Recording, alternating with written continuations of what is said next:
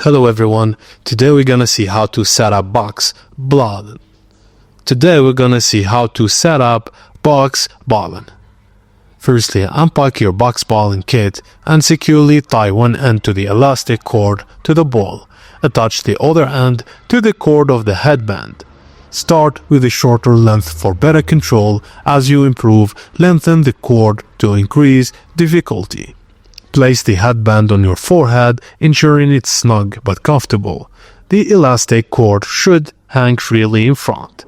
Gently punch the ball, aiming to maintain a consistent rhythm, and focus on controlled movement to enhance hand-eye coordination.